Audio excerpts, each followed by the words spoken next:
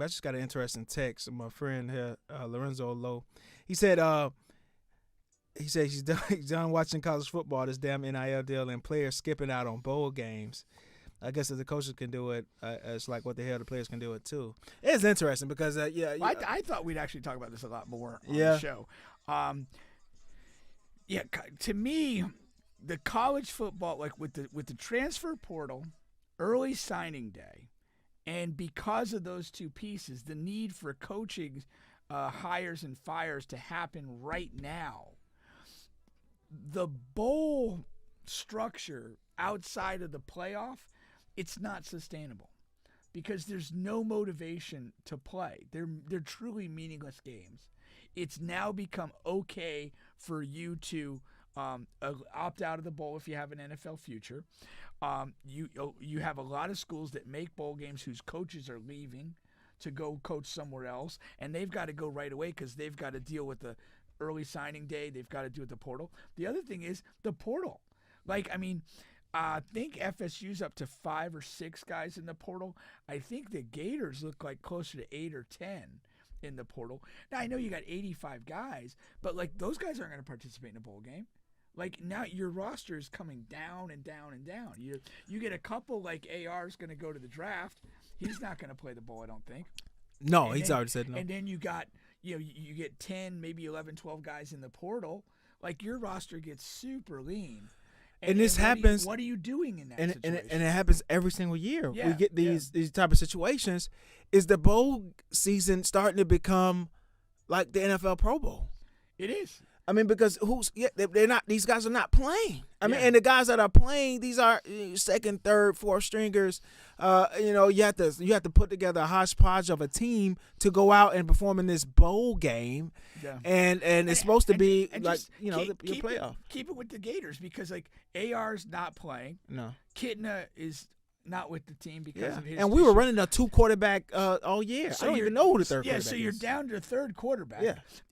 And again, I don't even know how many you got on the roster or whatever. But if that guy gets hurt, like, are you sitting there going, well, hey, JT played quarterback in high school. He's been a receiver for his last 3 years with the Gators. What did he do? Can you take a few snaps? Yeah. I mean, again, it's going to become just like a logistical nightmare, not worth the trouble to kind of just keep this hodgepodge roster together through the bowl game while you're trying to recruit, while you're trying to manage the portal and everything else. I don't see it as sustainable. I think you're going to have the 12-team playoff, and that's going to be our bowl season. And if you're not in that, you're just going to accept your fate and focus on recruiting, rebuilding the team. Yeah. Because I mean, there's a real. Like Dan Mullen said it a couple years ago. Like our real team, like they lost the bowl game I think to Oklahoma, and his kind of it was kind of. People kind of didn't like it, but he's like, "Hey, our real team played our last game on November 30th or whatever the hell it was." But there's truth to that. Your team. Yeah, and Norvell said it a few times. Like he loves his team. He's like, I want to have a chance to coach these guys one more week or one more game. But you're not coaching those guys. Yeah. You're coaching those guys, less 3 guys that are preparing for the draft, less 8 guys in the portal, and whatever. You're just coaching a shadow of what your team was. Exactly. And again, as fans, that we're going to catch up to, it's going to be like, why do I want to watch this bowl game if I know. all the dudes are out? I couldn't tell you a last Florida bowl game I watched. It would have had to been I don't know, the T-Boy area when we were making national championship runs. I don't have any interest to watch us in a bowl game. And I'm a diehard Gator fan when we're playing second, third, and fourth stringers. Yeah. And those guys really, when you look at the games, those guys don't even look like they want to play. Yeah. It's just bad football. Yeah. Unless it's a sort of there are a couple of bowl games outside of, the national championship and a couple of New Year's. There are a couple of bowl games that have hype and people want to play in. Well, but there's only the a problem couple. is you're like the way things are now. You're looking, you're like we're playing Oklahoma, and again, like it's going to connect. Like, okay, I mean that seems like a pretty prestigious, decent matchup. Florida State, brand Oklahoma, names. But who's going to be playing? Like, again, like we may have like 90% of our roster. They might have 70, and now it's not the same game that you thought you were going to see. and that's what you're going to get, even in the bowls where on the face value it seems to have an intriguing matchup. Two teams that we're familiar with and think have some good players, but if one is hit way more significantly by guys sitting out or transferring, then the matchup there kind of goes to crap. Now, who should be playing?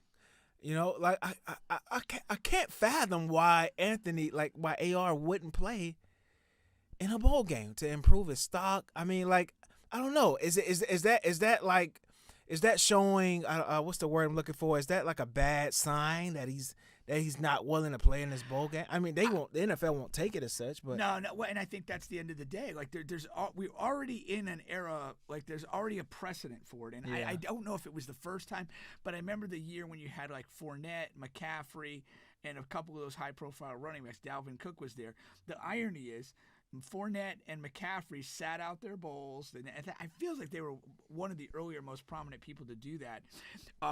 Cook played, and I think McCaffrey and Fournette both went in the top 10, and Cook dropped to like the second round. yeah, It was like, we didn't improve shit.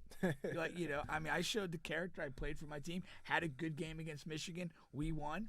Didn't fucking matter. yeah. The evaluation process is the evaluation process. It's the evaluation. I don't process. think anything, like, again, for AR, whether you like his decision to go to the NFL or not, one other game is not going to impact that. And you know what I forgot to mention when we talked about this off air is he's going to destroy a combine. Probably. He's going to be a combine warrior. No, not probably. I know. Yeah. Like, he's going to test very fucking well. He can throw the ball far. He can run fast. He's going to look like a fucking specimen in shorts and a tight shirt. And that's and then that's probably going to prepare me for farther. I didn't even think about that till earlier today. I was literally just thinking about tape and the games that he's played and them transcending that to him being a first round quarterback. But then I thought, oh fuck, combine. He's gonna destroy it. Well, but I mean, and that's the expectation. And I think he'll do very well in the combine, but I honestly think the one thing is that his draft value is predicated almost more on combine than play. Mm-hmm. Like you feel this is just a physical freak. So the bar for him at the combine, Oh, it's gonna be higher. It's gonna be high. Yeah. Like, like he can't come in and run a 4.7. Like Right. we're expecting you to run Those like a types of 4.4, things. 4.5. Yeah. Or if he goes there and somebody else seems to have a stronger arm, it'll be like, oh wait, we were expecting you to do this, and we only got 3 of those. Yeah. There's, it is what it is. You gotta go perform. Yeah. That's a good point. But like That's a good point. Again, his consistent performance over the season wasn't quite there at a high level. Mm-hmm. And the thing of reason why he's a first round discussion is the physical tools. Yeah. And so the bar is going to be high at the combine. It's gonna be high. For that. Like, what's the dude? Can the dude from Ohio State come out? What's his JT? Stroud. Oh, Stroud is his name. Is he drafted, or does he have to be there another year? That's a good point. I guess my thing on this is, like, you could probably have those two guys, Yeah. and like literally, AR would have to beat him in every contest, and then people would still be, we might like Stroud a little bit more, Right. just because whatever his his productivity at Ohio State and this, that, and the other thing, and he's throwing to fucking NFL guys, like seriously. Yeah, they're expecting him to be like the top 1 or 2 quarterback being taken. So he's in the expected draft. to Yeah. go. Okay, Yeah. I wasn't sure if he was like had to do another year in school, but yeah. So yeah, I mean that's one thing. The USC guy has to. Yeah, he has to. come back. So he's not being in the mix for that. No, But yeah, no. yeah. No, for Richardson, it's it's going to be high expectations to just wow people from the physical side. Yeah. But, So Bryce Young is leaving too. is he? I'm pretty sure. Yeah. Yeah. Yeah, he is. See, he's a guy. Like, I mean, he's not a big guy. No, he's not. I mean, like. And with him getting hurt a couple weeks back, I know he's not going to play in no bowl game. Yeah. Half 70% of Alabama rosters not going to play in a bowl game. They're going to be had pissed. a lot of guys hit the portal too. Yeah, a lot they of did. guys. They A did. lot of guys, man. It was interesting to see. But Yeah. and then just going back to the portal though in general is like, it's funny because like again I know the Florida State team quite well. I don't know a lot of the other teams, so you'll see names drop into the portal. You see a bunch of guys drop into the portal. Like I'm not sure like whether these are good or bad losses for some of these teams. Mm-hmm. Now there's one guy out of South Carolina. His name's Bell. He's kind of like a hybrid tight end running back, kind of a unique skilled player. I liked him a lot. He had a big game against Tennessee when South Carolina whooped Tennessee, and he's in the portal. And I was like, that's a real dude. Like, I mean, that's a big loss for them. None of the guys that from our school that are in the portal yet are guys that you're like, oh man, that really sucks to lose. They're all guys that were relatively marginal contributors who are simply going to the portal to find a better opportunity. And the same could be said. I mean, I seem to notice a lot of Alabama guys, but again, it could be all dudes that weren't playing a lot and whatever. So it's not hurting Alabama. It's opening up roster spots for them to go get better guys out of the portal than what they're losing. Yeah. Yeah, and I think that's like, if you look at the portal, you're either like, you know, you're either in an advantage situation where you're losing dead weight on your roster and hoping to upgrade it, or you're in a bad situation where, like, you know, some good weight on your roster's leaving and you're scrambling to kind of fill some of these spots. Yeah, I think with Alabama, there's either the rain is over or there's going to be hell to pay. That's one of the two. One of the two. That's one of the two, man. Yeah, it's one of the two because Saban's not going out like that, and if he is, he's going to be going out. You know, so that's one of the things. But well, yeah, does he reach a point, and he's up there in age? I mean, does he reach a point where he just feels, yeah, I better get out before this goes bad? Real south. Like he's gotta have good timing there, and I don't know. I haven't paid too much attention to like the recruiting side. Like, yeah. You know, I assume they have a good class, but I mean, if there's one of those deals where maybe the class isn't as strong as you are accustomed to, it might be the beginning of the end. Yeah, and I wasn't too impressed with that backup quarterback. No, when he went out, struggled to throw. Yeah, he was a strong runner, but I mean, I didn't particularly like him when he had to throw the ball. Yeah, he did. But you know, he'll have an entire off season to get better with that, and we'll see, because he was a highly regarded quarterback coming out. Yeah. Of high school. And the other silver lining of the bowl thing, like, again, when you take the portal guys out, you take your draftable guys out, and I think this is almost like a pure coaching thing. You can reframe the bowl season as like spring football 1, and just look at it and say, we're gonna have 10 or 12 practices, and we're gonna play a game.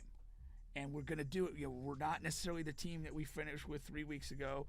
Some guys are gone or whatever. But I'm going to get reps to these guys who are whatever second, third string, fill-in guys. They're going to go hard in practice for 10, 12 practices. They're going to have a chance to play on a live stage. Right. And that's, you know, I forget whether we win or lose this. I'm building my program to go, you know, to be better next year. It's almost like pre-spring ball. And then, you know, then we're going to go to the spring.